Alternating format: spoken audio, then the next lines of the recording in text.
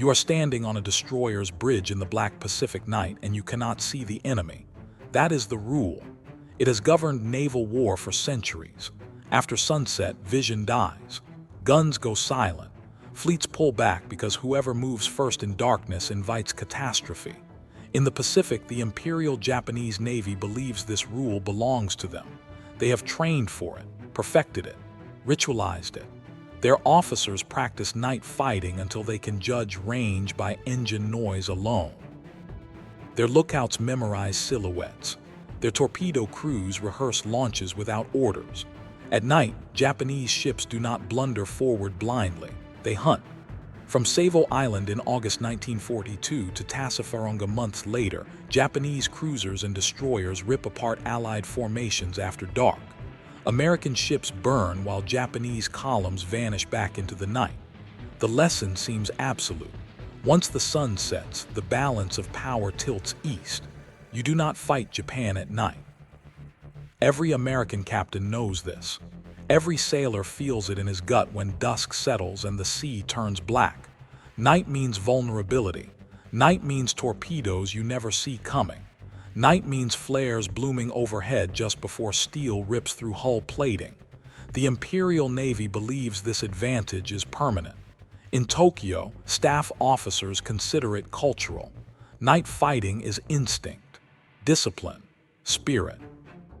But in 1943, far from the halls of naval doctrine, one man stares at a green glowing screen and realizes the rule is already broken. The Japanese just do not know it yet. Burke is 42 years old when he takes command of Destroyer Squadron 23. He is not tall. He is not theatrical.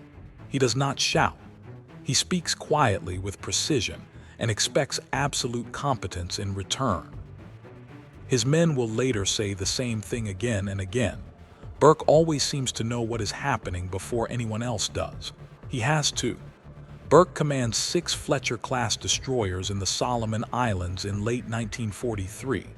The campaign is grinding forward, island by island, reef by reef. Airfields and supply routes decide everything. Whoever controls the sea lanes controls the war. Japan is bleeding ships, but at night their destroyers still slip through, running the Tokyo Express, resupplying isolated garrisons under cover of darkness. American cruisers avoid pursuit after sunset. Battleships hold back, destroyers screen and hope. Burke does not accept that. What makes him different is not bravery. It is belief in technology, in training, and in discipline under pressure. His ships are fitted with SG surface search radar, a system that can detect enemy vessels miles away, regardless of darkness, rain, or haze. Most commanders treat radar as a supplement. Burke treats it as primary vision. He drills his crews relentlessly. Radar operators practice identifying contacts by behavior alone. Fire control teams rehearse blind firing. Torpedo officers learn to trust bearings from a screen instead of their eyes. Burke tells them one thing over and over: the enemy is already visible, you just can't see him yet. By November 1943, intelligence reports Japanese destroyers operating near Cape St. George off the northern tip of New Ireland. They are fast, experienced, confident. They assume darkness still protects them. Burke orders his squadron forward. 6 American destroyers against 5 Japanese ships. No cruisers, no air cover, no moon. This is exactly the kind of night the Imperial Navy has dominated for years. And Burke intends to fight it on his terms. As his ships close in, the Pacific goes utterly black. There are no stars, no horizon, only the low hum of engines and the faint glow of instruments. On Burke's flagship, USS Charles Osborne, the radar screen flickers. Then a contact appears. You are not supposed to see anything, but the blip is steady. Then another, then 3 more. Bearings tight. Speeds resolve. This is not noise, this is a formation. Burke leans in. He does not look out the window, he looks at the screen. 5 Japanese ships. Range closing, they have no idea they are already detected. Burke orders silence. No radio chatter, no gunfire. The American destroyers split into two divisions, sliding through the dark on parallel courses. Engines throttle down, wakes vanish. The range ticks downward, 10,000 yards, 9,000, 8,000. On the Japanese flagship, lookouts strain into blackness and see nothing. Their doctrine tells them the Americans will not attack first at night. Their torpedoes are loaded. Their confidence is complete. 7,000 yards, Burke waits. This is the moment where failure is certain if he is wrong, if radar lies, if the contacts blur, if timing slips by seconds. A destroyer does not survive a mistake at this range. 6,000 yards, Burke gives the order. American torpedoes leap from the tubes unseen, their wakes invisible in the dark sea. There is no warning shot, no challenge, no flare. 30 seconds pass. Then the night explodes. A Japanese destroyer erupts in flame, split open by detonations that come from nowhere. Another ship veers hard, engines screaming, too late. A third takes hits amidships and begins to burn. Japanese crews scramble for bearings that do not exist. They fire star shells, but they bloom behind the American ships, illuminating empty water. Their guns swing wildly, chasing ghosts. Burke's destroyers open fire, radar directed, precise, controlled. Each salvo lands closer than the last. Steel slams into steel with surgical violence. The range collapses. 3,500 yards, 3,000, 2,500. This is knife fight distance. One hit could kill an American ship outright. And yet the Japanese still cannot see what is killing them. On Burke's bridge, there is no shouting, only commands, course changes by degrees, fire corrections measured in yards. One Japanese destroyer breaks and runs. Burke orders pursuit. This is the moment that defines everything, because chasing an enemy into darkness is how Americans have died before. But Burke trusts the screen, and the screen does not blink. You are moving faster now. The Japanese destroyer ahead is fleeing at over 30 knots, engine screaming as it tries to vanish into darkness the way Japanese ships always have. This is how they survive. Break contact, disappear, regroup before dawn, but tonight the night itself is no longer neutral. On Burke's radar, the fleeing ship is a bright, steady return. Its course is clear. Its speed is measurable. Every evasive maneuver registers instantly. You are no longer guessing where the enemy is. You are watching him run. Burke orders his lead division to maintain pressure while the second division swings wide, cutting off escape routes. It is geometry, not instinct. Mathematics, not intuition. Every turn is calculated. Every mile of ocean is accounted for. The Japanese captain does not understand what is happening. He believes he has broken contact. He believes the darkness has swallowed him. His lookouts see nothing but black water and scattered fires from his shattered formation behind him. What he does not know is that an American destroyer is tracking him from over 8,000 yards away without ever laying eyes on him. The range drops again. 5,000 yards, 4,000. Burke orders another torpedo spread. The American ship never slows, never illuminates, never betrays itself. The torpedoes run true. Moments later, the fleeing destroyer disappears in a towering column of flame and debris, its hull ripped apart so completely that survivors will later struggle to explain what hit them. 4 Japanese ships are now destroyed or sinking. The battle has lasted less than 30 minutes, and it is not over. Burke does not disengage. This is where doctrine screams for caution. This is where older commanders would break contact, fearing unseen enemies or ambush. But Burke knows exactly how many Japanese ships remain. 1. The final destroyer attempts to circle wide, hoping to find the American formation by sound or silhouette. Its captain believes the Americans must be closer than they are. He believes proximity is his only hope. He is wrong. Radar keeps the distance. Radar preserves the advantage. Radar makes the ocean transparent. American guns speak again, walking shells onto the target with methodical precision. Hits stack. Fire spreads. Speed drops. The Japanese destroyer slows to a crawl, burning brightly enough now to silhouette itself against the night sky. Only now, only at the end, can Japanese sailors finally see what has been killing them, and it is already too late. By 0200 hours, the Battle of Cape St. George is over. 6 American destroyers remain untouched. Not one American sailor is killed. 5 Japanese ships are gone. This is not luck. This is not coincidence. This is not superior numbers. This is the complete inversion of a naval truth Japan has relied on for decades. For the first time in the Pacific War, an American force has deliberately sought out, engaged, and annihilated a Japanese destroyer squadron at night, and emerged without a scratch. And the implications are terrifying, because this means the rule is broken. The darkness no longer belongs to Japan. Japanese naval intelligence receives fragmented reports days later. Survivors speak of ships exploding without warning, of torpedoes from invisible attackers, of gunfire that never misses. Some officers dismiss it, fatigue, confusion, exaggeration, but others understand immediately. If the Americans can see at night and fight at night, then every assumption underpinning Japanese naval strategy is obsolete. The Tokyo Express no longer runs safely. Surprise no longer exists. Night no longer protects. What Japan does not yet grasp is that Cape St. George is not an anomaly. It is a preview. And it is about to repeat itself across the Pacific. If you find this kind of forgotten military history as fascinating as we do, we'd be honored if you'd hit that subscribe button.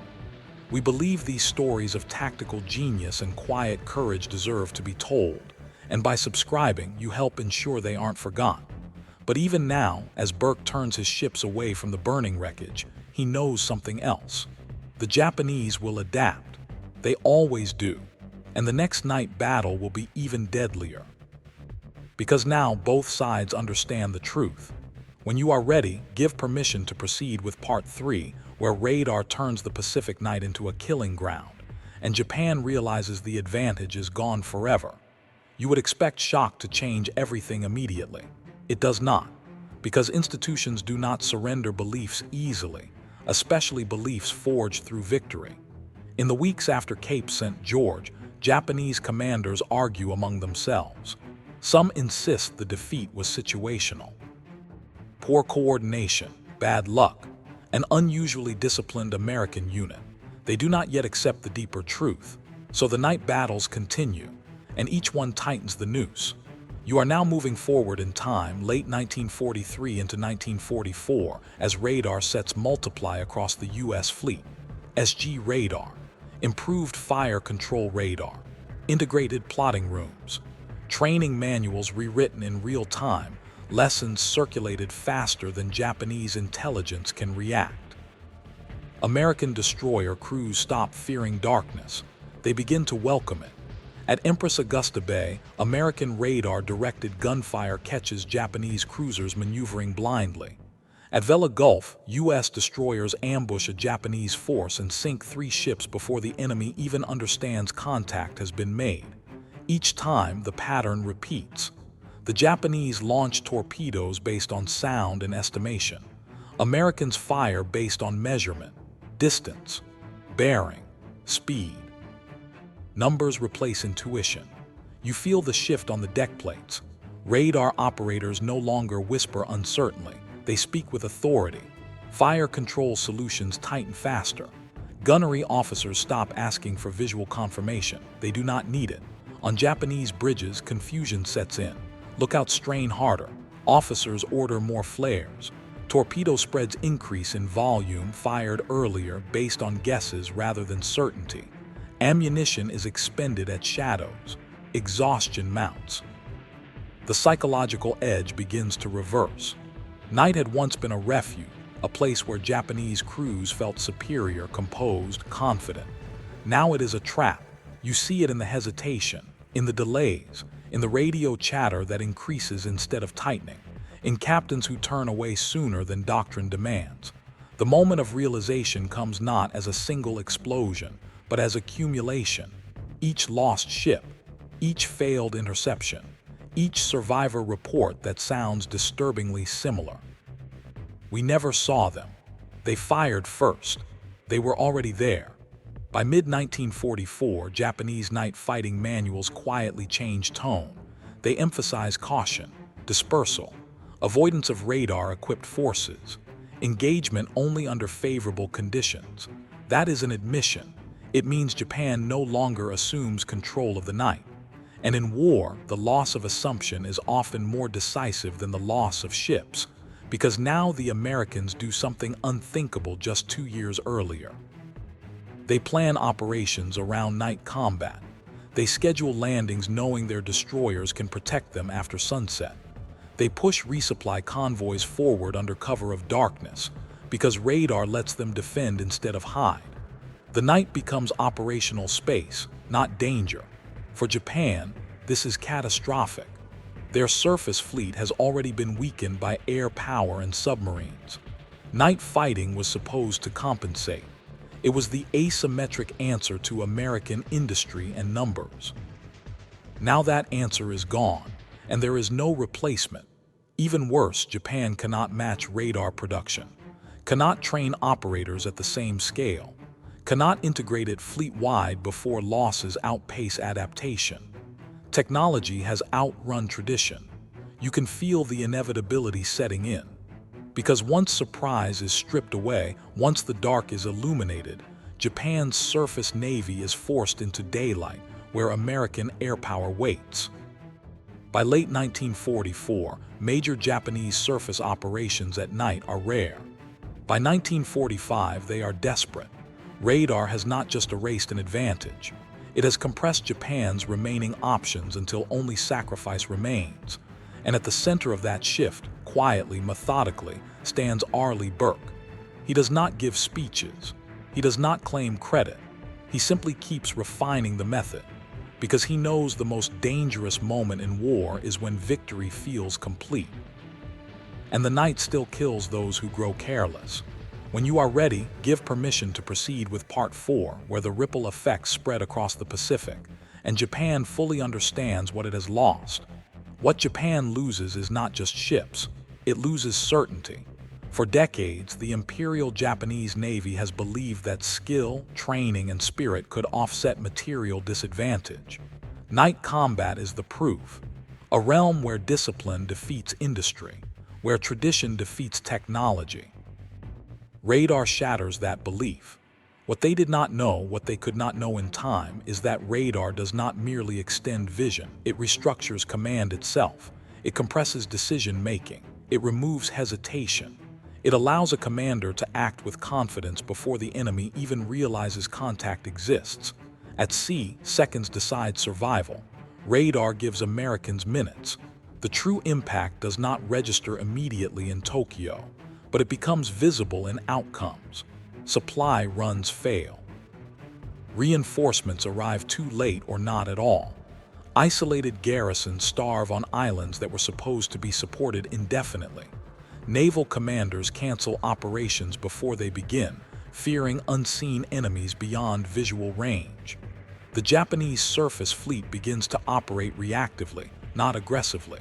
That is fatal, because now the initiative belongs entirely to the United States. American commanders no longer wait for daylight to fight.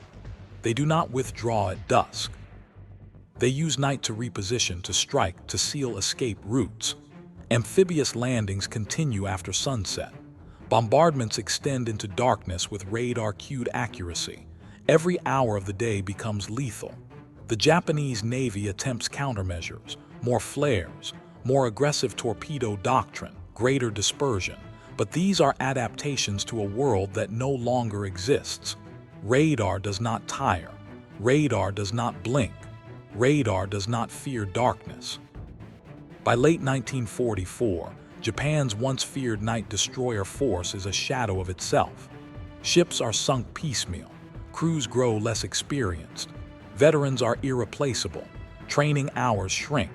Fuel shortages limit practice. What was once an elite advantage becomes a liability, because Japanese ships still seek night contact, only to find themselves outmatched in a domain they assumed was safe. This shift feeds directly into larger turning points. At Leyte Gulf, Japanese surface forces gamble on complex, multi-pronged operations, partly because night maneuver is no longer reliable. Confusion compounds, coordination fails. American radar-equipped forces detect, track, and overwhelm piecemeal attacks. The loss of night superiority accelerates the collapse of Japan's ability to contest sea control, and sea control decides everything. Without it, Japan cannot protect convoys, cannot reinforce islands, cannot evacuate wounded, cannot move fuel, cannot maneuver forces at scale. The war becomes a countdown, and radar, quiet, invisible, unrelenting, keeps time. When the war ends, Burke is 43 years old. He will go on to shape the post-war Navy, eventually becoming Chief of Naval Operations, overseeing fleets powered by missiles, nuclear reactors, and sensors that see far beyond the horizon. But his legacy is not technological alone. It is philosophical.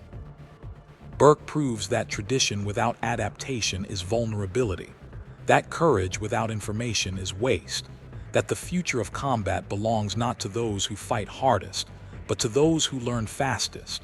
The men who served under him remember something simpler. They remember a commander who trusted them, who trained them until fear gave way to competence, who taught them that darkness was no longer something to endure, but something to master. Many of them were barely out of their teens. Radar operators hunched over glowing screens, gunnery crews firing at targets they never saw, sailors who slept through daylight because their war was fought at night. Some would never speak of it again. Others carried the memory quietly for the rest of their lives of the moment when the sea stopped being blind. To this day, modern naval combat is built on that lesson. Sensors, integration, information dominance. The idea that whoever understands the battle space first controls the outcome. It began when one assumption broke, when the night stopped favoring those who trusted it, and when one commander proved that invisibility cuts both ways. If this story moved you, please hit that like button. Every click tells the algorithm this piece of history is worth remembering. We are dedicated to rescuing these forgotten stories from the archives. If you want to join us on this mission, please subscribe and turn on notifications.